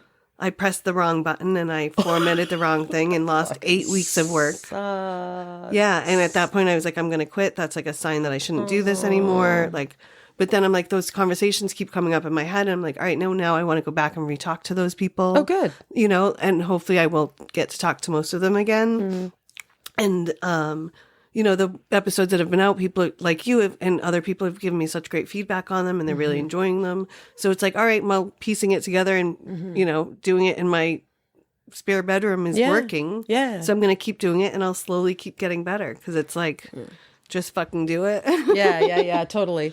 I mean, it's funny because we're talking about doing this extra project of ours, and I have no problem being in front of the camera, because I'm very... Well, you also get up and sing and all that. Well, yeah, but that's new for me. I mean, I was always this kind of like shy, and not shy, but more low self-esteem about being in front of people, which when I think back to my childhood, is exactly what I wanted. I wanted to be like in theater, and I wanted to be all this stuff, but I remember I was trying to do theater and choreography and stuff in my undergrad, and my dad said he wouldn't pay for college if I did anything like that. I had to go into the sciences or architecture or something like that. So I'm happy to be coming back to that. Yeah. It's funny that you say that. It makes me think about when I was a kid, I was in like a neighborhood theater group, and I loved it, and like, couldn't sing, but I was like, I can not be a singer. I could be an actor maybe. Like I could be, good at other things. And I loved to dance.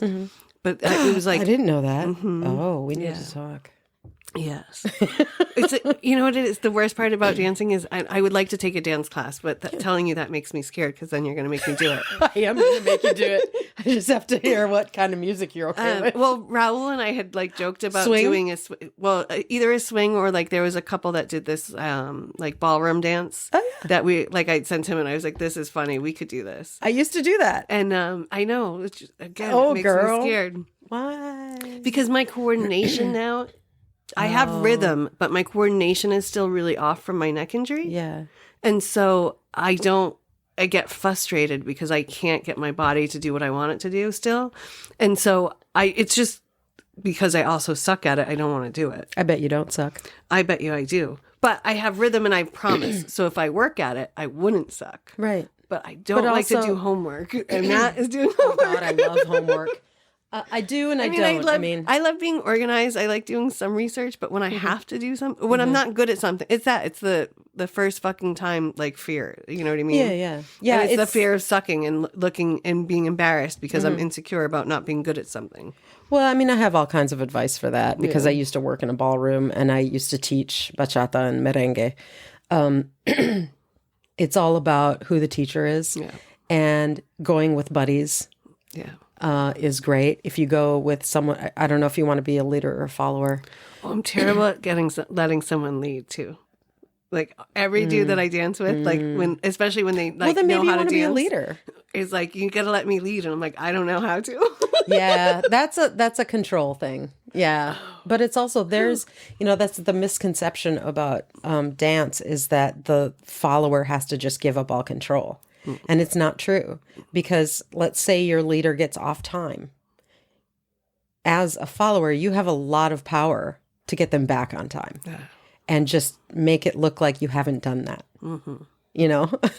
So it's manipulation. Maybe I will be good at this. A little bit, yeah, right?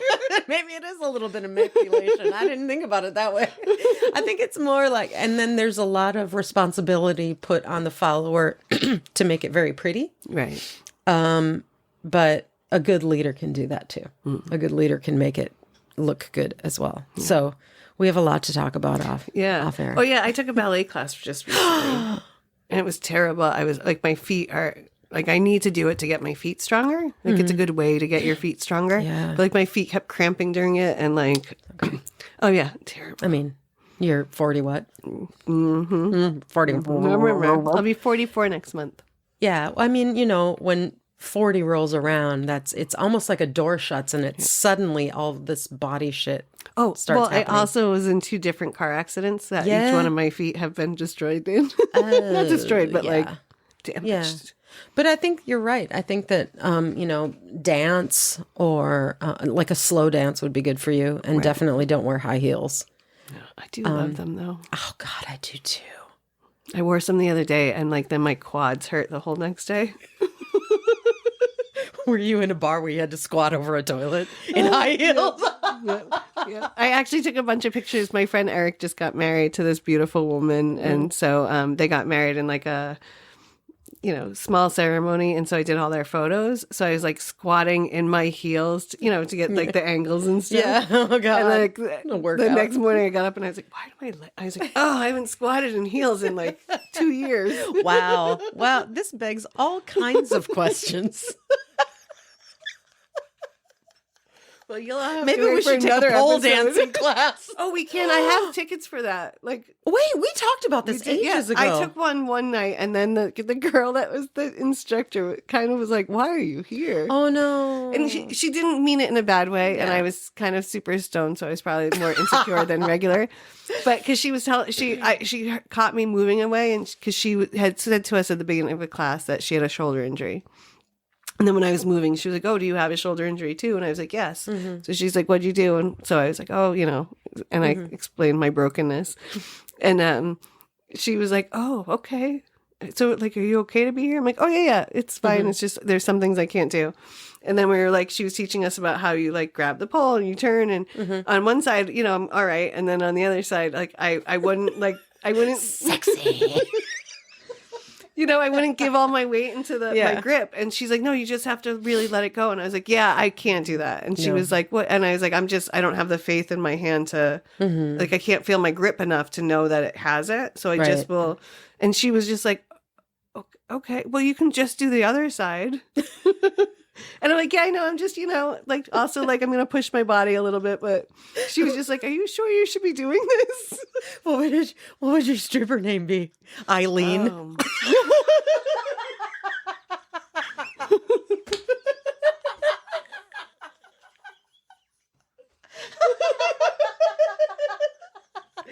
just got so excited for that, Jill. I did. I had to go. Did you see it? It's almost like I had rehearsed it before. You like leaned over the table. You were so excited. Eileen. I was so stoked.